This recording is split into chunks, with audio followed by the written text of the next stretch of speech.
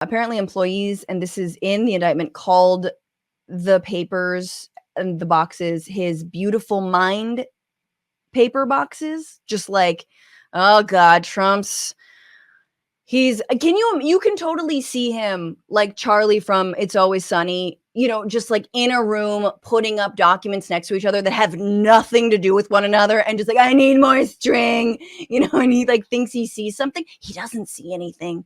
And then he'd like obviously charges Mar-a-Lago guests to come in and see his secret room.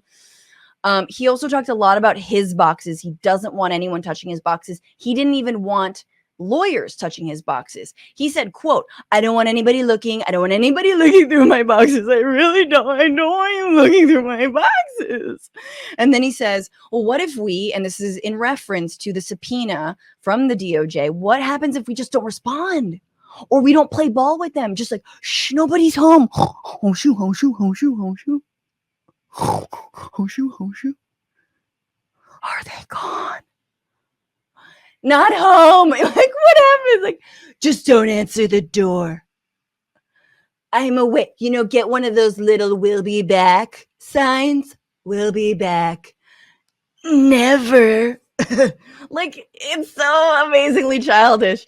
Then he said, wouldn't it be better if we just told them we don't have anything here?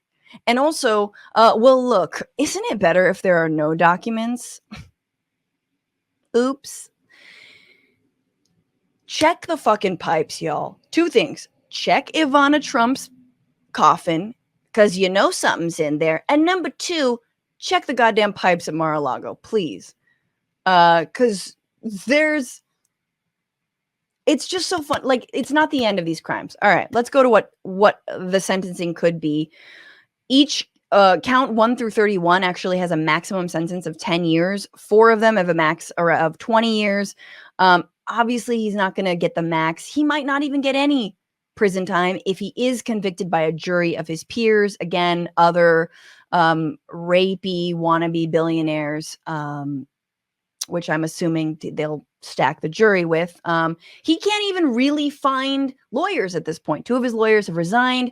He has a lawyer standing in for him, who is working on defending him in a different case today in Miami.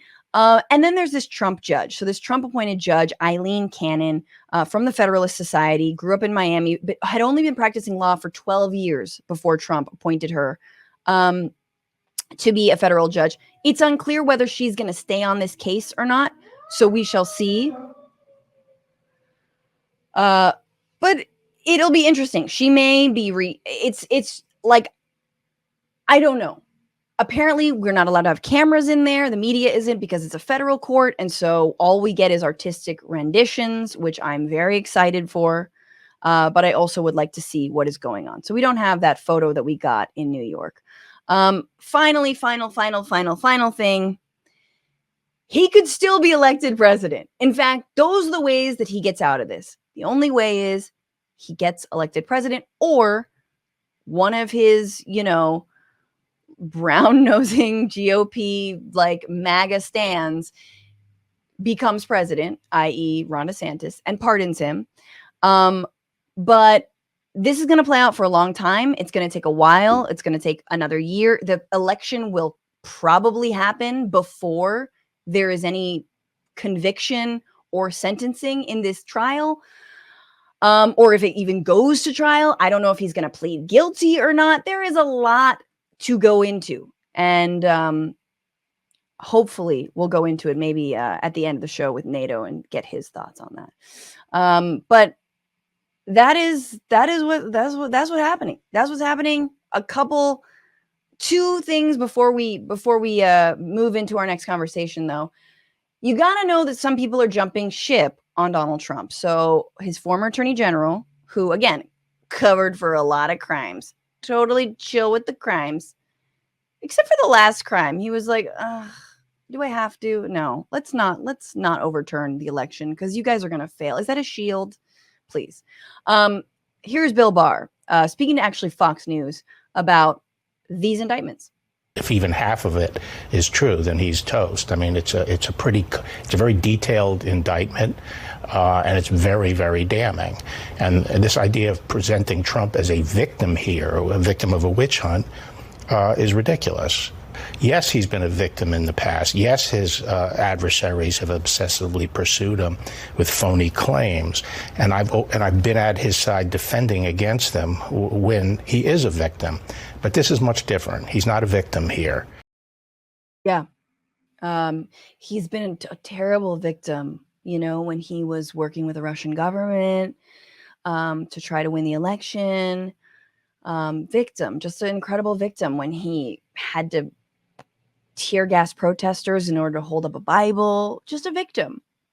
All the things that I ran cover for him on, but not going there on this one. And today you also saw Nikki Haley, you know, responding to the crimes. This one is so purely on him. It is so purely his fault. And the GOP, they could cut him loose. They could cut him loose right now, but they're scared because they don't want to lose the loyalty of Trump people, MAGA folks like this. I did 19 years here as a federal agent in Dade County. I'm just not going to let this country go to waste. And right now it's going to waste. Well, if he gets indoctrinated, January 6th is going to look like a playground. It's going to look like a playground. From the inside voices that I hear from all the militias and everything else, it's going to be a playground. But if they want to fight, bring it. Cool, bro. All right. Thanks for the interview. You go back and live your life. Oh my God. Follow him home, but do. What? So that was someone responding. That was a MAGA Trump follower responding to the indoctrination. If Trump gets indoctrinated, it's January 6th is going to look like, what's it called when you eat outside in the grass? It's going to look like a barbecue, you know, like, how can people who are so violent and so racist and so armed to the teeth also be so dumb?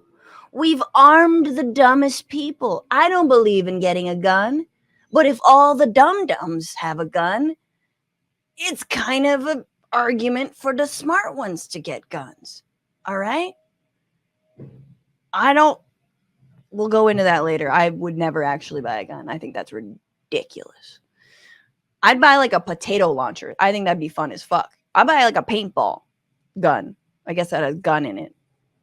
Anyway, so that was Bill. That was the kinds of threats we're hearing. The kinds of threats that are being levied now at everyone outside of the courthouse. I have to share this incredible picture. If you're listening, it is someone holding, and I'm not joking, a straight up dead pig's head, just like, you know, with on a stick with the American flag in its mouth. And this is, you're like, is this pro-Trump? Is this anti-Trump? This is a Trump protester.